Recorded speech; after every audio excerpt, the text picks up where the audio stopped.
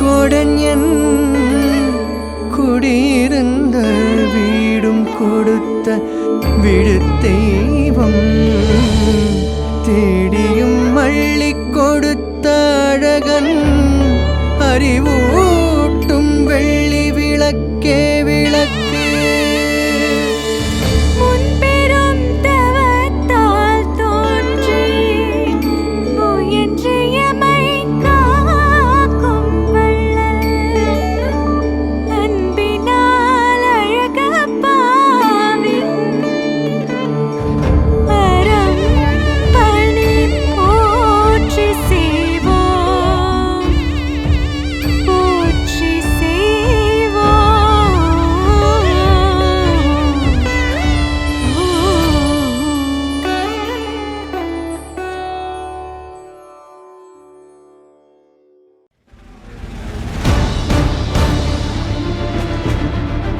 அனைவருக்கும் இனிய காலை வணக்கம். இன்றைய குறள்: செய்யாமல் செய்த உதவிக்கு வையகமும் வானகமும் ஆற்றல் அறிவு. நாம் ஒருவருக்கு எந்தவித உதவியும் செய்யாமல் இருக்கின்ற போது நமக்கு பிறர் செய்த உதவிக்கு இந்த மண்ணுலகத்தையும் விண்ணுலகத்தையும் கொடுத்தாலும் அது அதற்கு ஈடாகாது. மீண்டும் குறள்: செய்யாமல் செய்த உதவிக்கு வையகமும் வானகமும் ஆற்றல் அறிவு. நன்றி.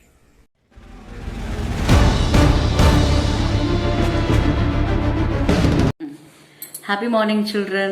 God bless you all.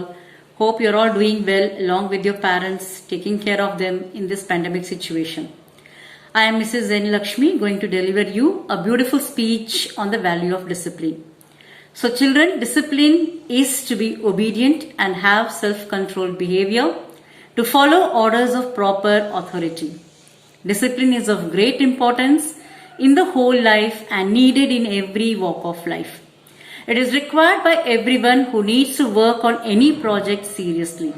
If we do not obey and follow the orders, rules of the superiors, definitely we would suffer problems and may be a failure. To explain this, I have a beautiful incident. A boy was flying a kite with his father. He was so excited to watch the kite soar high and high. So he asked his father, "What kept the kite up?" The dad replied, "The string." The boy said, No, dad.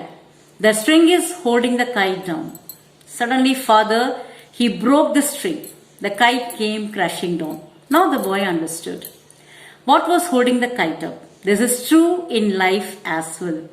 We are advised to follow a set of rules or a prescribed code of conduct to enable us to reach our full potential. However, very often we hear the phrase, "I want to be free." If you take the train off the track, it is free. But where would it go?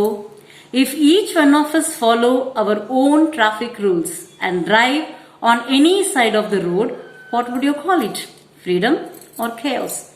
By observing rules, we are actually gaining freedom. This is what discipline is all about.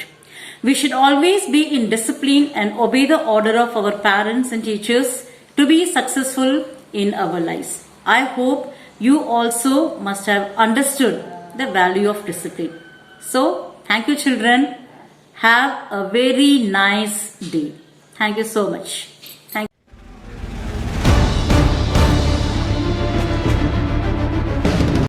அனைவருக்கும் இனிய காலை வணக்கம். நாம் வாழக்கூடிய இந்த வாழ்க்கையில நாம நம்மிடமிருந்து புறம் தள்ள வேண்டிய சில செயல்கள் உண்டு. சிலவற்றை நாம நம்மிடமிருந்து எடுத்துட்டோம் அப்படின்னாலே நம்முடைய வாழ்க்கையில நம்ம உயர்ந்த நிலைக்கு வந்துடலாம் அப்படின்னு பார்க்கணும். சரி, அது என்ன அந்த ரெண்டு செயல்பாடுகள் அப்படின்னு பார்த்தோம்னா, பிறருடைய வளர்ச்சியை பார்த்து பொறாமைப்படுறது, அதே மாதிரி பிறர் பொருளை பார்த்து பேராசை கொள்வது. அவனுடைய கல்வியா இருக்கலாம், அறிவா இருக்கலாம், அல்லது அவனிடம் இருக்கக்கூடிய பொருளா இருக்கலாம். இப்படி ஏதேனும் ஒன்றை பார்த்து நாம் என்ன பண்ணக்கூடாதுன்னு சொல்றோம், பொறாமையோ அல்லது பேராசையோ படக்கூடாது. சரி, அதற்காக ஒரு சிறிய கதை சொல்லி உங்களுக்கான இதை நான் உங்களுக்கு விளங்க வைக்கிறேன். சரி, சப்பாத்தி கள்ளி எல்லாருக்குமே தெரியும், பார்த்துப்பீங்க, முழுமுள்ளா இருக்கும். அந்த சப்பாத்தி கள்ளி ஒரு பூங்கால பக்கத்தில் இருக்கு, ஒரு பூங்காவினுடைய பக்கத்தில் இருக்கு. அந்த பூங்காவுக்கு யார் யாரெல்லாம் வர்றாங்க அப்படின்னா, தினந்தோறும் சுற்றுலா பயணிகள் நிறைய பேர் வர்றாங்க. பூங்கானாலே நமக்கு தெரியும், நம்ம அந்த ஊட்டி கொடைக்கானல்லாம் பார்த்துருப்போம். சரியா, மலர் பூங்காக்கள்லாம் நிறையா இருக்கும்.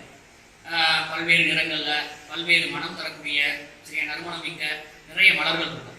அந்த மலர்களை எல்லாரும் பார்த்து ரசிக்கிறாங்க. இந்த சப்பாத்தி கல்லிக்கு ஒரே கவலை. ஏன்னா எல்லாரும் வர்றாங்க, பூக்களை பார்க்குறாங்க, பூக்களை பற்றி பேசுகிறாங்க, அதனுடைய மனங்களை வந்து நுகர்றாங்க. தன்னை மட்டும் யாருமே பார்ப்பதில்லையே, ஏன் இந்த பூக்களை மட்டும் அனைவரும் ரசிக்கிறார்கள், அப்போ நாம் அருவருக்கத்தக்க ஒரு பொருளாக இருக்குமோ அப்படின்னு சொல்லிட்டு அந்த சப்பாத்தி கல்லிக்கு ஒரு தாழ்வு மனப்பான்மை வந்தது. உடனே என்ன பண்ணி பார்க்குது, இறைவன்கிட்ட ஒரு வேண்டுதல் வைக்கிறது.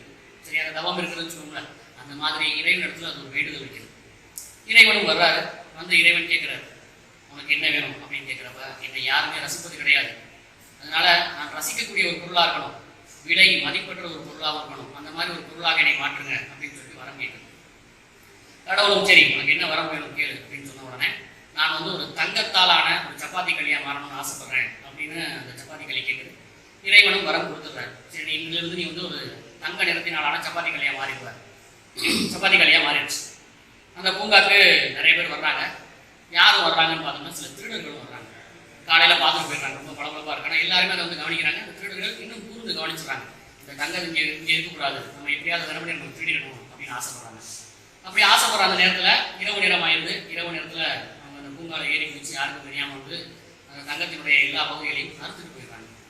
இது மீண்டும் அழுது இறைவனை நோக்கி நம்முடைய வேண்டுதலை இருக்குது. இறைவன் மறுபடியும் வர்றாரு. வந்து எதனால் அழுகிற, என்னாச்சு அப்படின்னு கேட்குறப்ப, இந்த மாதிரி சில திருடர்கள் வந்தாங்க, என்னுடைய சப்பாத்திகளினுடைய அந்த ஒவ்வொரு பகுதியாக வந்து அறுத்து எடுத்துட்டு போயிட்டாங்க, எனக்கு ரொம்ப வழியாக இருக்குது, அதனால நான் இனிமேல் விலை மதிப்புள்ள ஒரு பொருளாக நான் இருக்க விரும்பல, விலை மதிப்பற்ற ஒரு பொருளாக இருக்க விரும்பல, ஆனால் நான் ஒரு பளபளப்பான ஒரு பொருளாக இருக்க விரும்புகிறேன், அப்படி என்னை மாற்றிருங்க அப்படின்னு சொல்லுவேன். சரி, என்னவா மாறணும் நீயே சொல்லு அப்படின்னு சொன்னோடனே, நான் ஒரு கண்ணாடி பொருளாக மட்டும் இருந்தால் போதும் அப்படின்னு சொல்லுவேன். சரி, நீ கண்ணாடியாகவே மாறிடுவேன் அப்படின்னு சொல்லிட்டு அந்த உருவத்திற்கு அதனை மாற்றிட்டு இறைவன் போயிடுவார். அன்று இரவு பார்த்தீங்கன்னா நல்ல மழை, கனமழை, பலத்த மழை பெய்துட்டு. திடீர்னு பார்த்தா இடி மின்னல் சேர்ந்து அந்த பூங்காக்கு பக்கத்தில் விழுந்த உடனே இந்த கண்ணாடி மேலே பட்டு அந்த கண்ணாடி எல்லாமே நொறுங்கி போயிடும். சரியா, மீண்டும் அதனுடைய ஆசை நிராசையாக போயிடும். சரியா, மறுபடியும் இறைவனை வேண்டுது, அழுகுது. இறைவன் வர்றாரு. வந்த உடனே சொல்லுது, நான் வந்து ஒரு சாதாரண தாவரமாகவே மாறிக்கிறேன், ஆனால் நான் சப்பாத்தி கல்லியாக இருக்கிறவங்கள ஒரு தாவரமாக என்னை மாற்றிருங்க அப்படின்னு சொல்லி கேட்குது. உடனே இறைவன் கேட்குறாரு, சரி என்ன தாவரமாக நீ மாறணும் அப்படின்னு கேட்குறப்ப, நான் வந்து பளபளப்பான ஒரு தாவரமாக இருந்தால் போதும், பயன் தரக்கூடிய ஒரு தாவரமாக இருந்தால் போதும், அதனால என்னை ஒரு வாழை மரமாக மாற்றிருங்க அப்படின்னு சொல்லுவோம். சரின்னு சொல்லிட்டு அந்த வார்த்தையும் சொல்லிட்டு இறைவன் போயிடுறாரு. வாழை மரமாக மாறிடுது. சில ஆடு மாடுகள் அந்த வழியாக வருது. அதனை பார்த்த உடனே அதுக்கு நான் ஊற ஆரம்பிச்சது. ஏறி குதிச்சு போய் என்ன பண்ணிடுது, அந்த வாழை மரத்தினுடைய முழுமையான பகுதியை சென்றது. மறுபடியும் அழுகை. ஏன்னா இப்போ அனைத்தையும் இழந்தாச்சு. தங்கத்தால் ஆன ஒரு சப்பாத்தி கல்லியாக இருந்துச்சு, அறுத்துட்டு போயிட்டாங்க. கண்ணாடி பொருளாக இருந்துச்சு, இடி மின்னல் வந்து அதுவும் போயிடுச்சு. வாழை மரமாக இருந்துச்சு, அதையும் ஆடு மாடுகள் திருட்டு போயிடுச்சு. மறுபடியும் இறைவன்ட கடைசியாக ஒரு வேண்டுதல், இறைவா நான் இனிமேல் எந்த வரமும் கேட்க மாட்டேன், என்னால் தோன்றுங்க அப்படின்னு சொல்லுது. இறைவனும் வர்றாரு. என்னதான் உங்களுடைய பிரச்சனை அப்படின்னு இறைவன் கடைசியை கேட்கிறாரு. இனிமேல் நான் பொறாமைப்பட மாட்டேன், பேராசைப்பட மாட்டேன், நான் மீண்டும் என்னுடைய உருவத்திற்கே நான் மாற விரும்புகிறேன், என்னை மாற்றிடுங்க அப்படின்னு சொல்லிட்டு கையெடுத்து விடுறது. அப்போ இறைவன் சொல்றாரு, உனக்கு என்ன தகுதிகள் இருக்கிறதோ, சரியா, இறைவனால் உனக்கு என்ன கொடுக்கப்பட்டிருக்கிறதோ அதை வைத்து நீ முன்னேற கற்றுக்கொள். பிறரை பார்த்து அதை போல நீ வாழ வேண்டும் என்று நினைத்தால் இந்த மாதிரியான துன்பங்கள் மட்டுமே உன்னை வந்து சேரும். இனிமேலாவது திருந்து அப்படின்னு சொல்லிட்டு இறைவன் மீண்டும் அதனை ஒரு சப்பாத்தி கல்லியாக மாற்றிவிட்டு சென்றாரு. இப்போ சப்பாத்தி கள்ளி ஒரு முழுமை பெற்ற ஒரு உயிரினமாகவே மாறிடுது. ஏன்னா அனைத்துமே பெற்ற ஒரு உயிரினமாக மாறிடுது. அதனால நம்முடைய வாழ்க்கையில இனிமேல் நாம் என்ன செய்யக்கூடாது, மற்றவர்களை பார்த்து பேராசைப்படக்கூடாது, மற்றவருடைய வளர்ச்சியை பார்த்து பொறாமைப்படக்கூடாது. அது நம்மை துன்பத்தில் ஆழ்த்தும். வெற்றி கொள்வதற்கான ஒரே வழி நம்முடைய திறமையை நாம் வளர்த்துக் கொள்வது. நன்றி.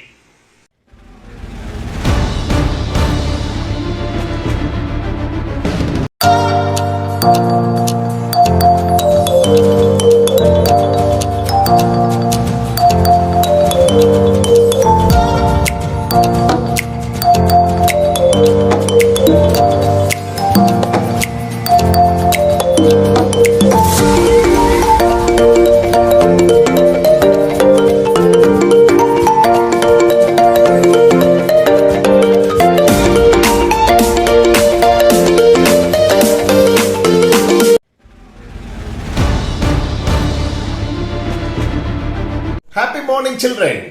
I greet you all. May you have a very blessed day.